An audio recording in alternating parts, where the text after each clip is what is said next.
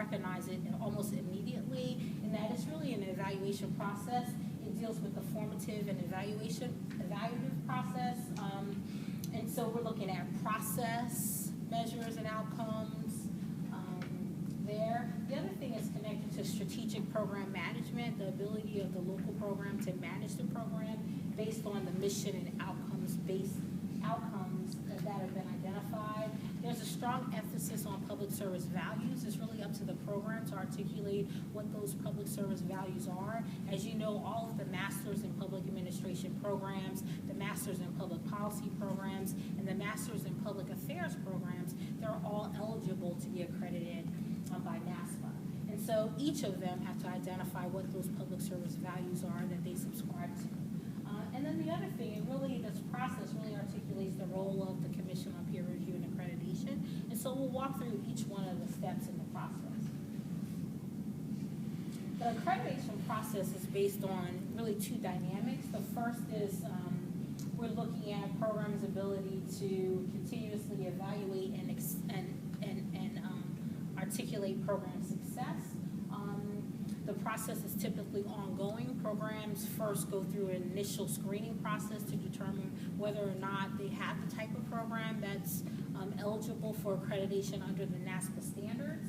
And then the other piece is whether or not the program is able to self-manage, really evaluate for program success based on the mission that they articulated. The formal dialogue with NASPAA typically begins in preparation for the self-study. And this almost always happens a year or sometimes two before the program is up for accreditation. Let's walk through the timeline, if you will.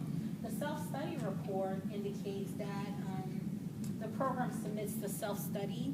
Typically, that's about August 15th in the cohort year. When the self-study report is submitted to NASPAA, it's reviewed and discussed by COPRA at the October meeting. The COPRA October meeting sometimes, most often, is aligned with the national conference. Not always the case, depending on locality. In the second stage, after the October meeting, this is a time when the COPRA members or the commissioners look at any issues relative to the self-study report. They identify those issues into something that we term the interim report. That information is communicated back to the program to identify any areas of concern that the commission may have with respect to the self-study.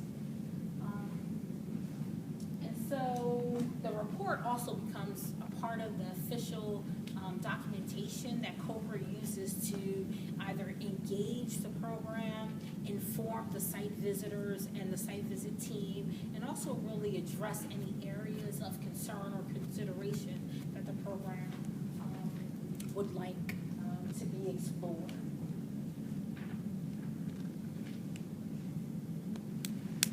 After the interim report response is sent to the program, the program makes a decision at this point whether or not it's going to proceed with accreditation, right?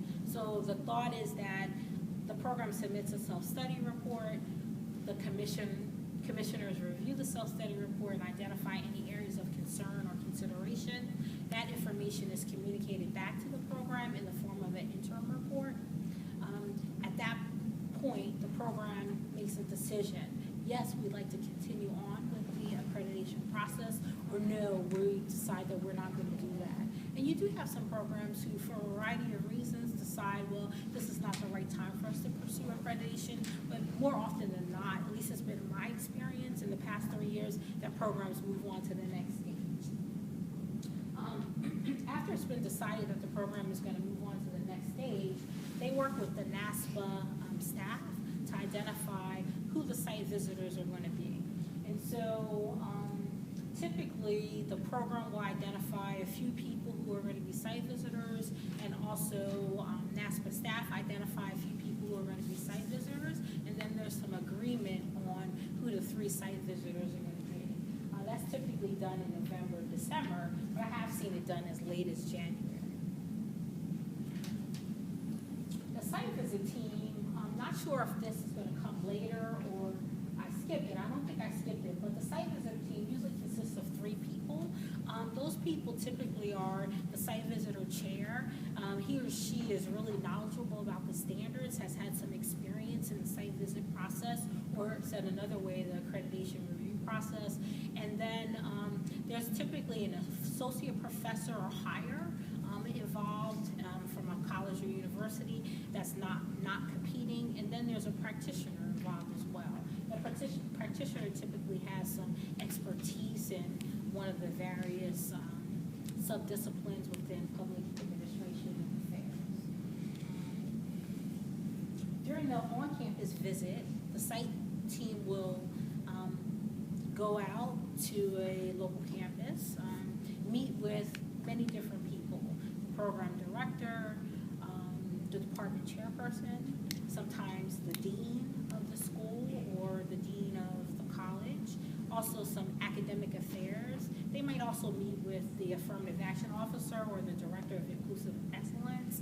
They might meet with the person in charge of career services. They might meet with the internship coordinator. They would meet with alumni. They might also meet with people who are in their advisory committee for the program.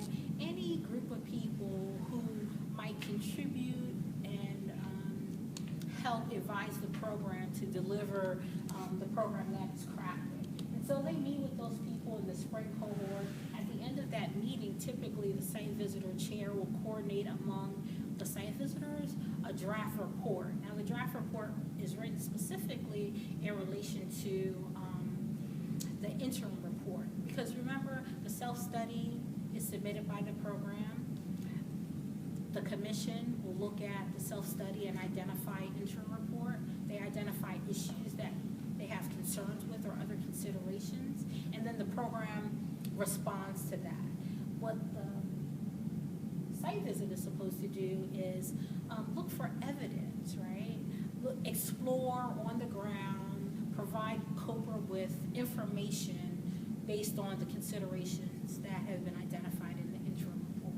And so after the site visit occurs and a final report is written, the report typically is shared with the program director just to make sure there are no mistakes. It's a peer review process, a very collegial process, and so you want to give the program an opportunity to, in fact, answer and address any areas of concern. And then the report is finalized, and once again, COPA will take that information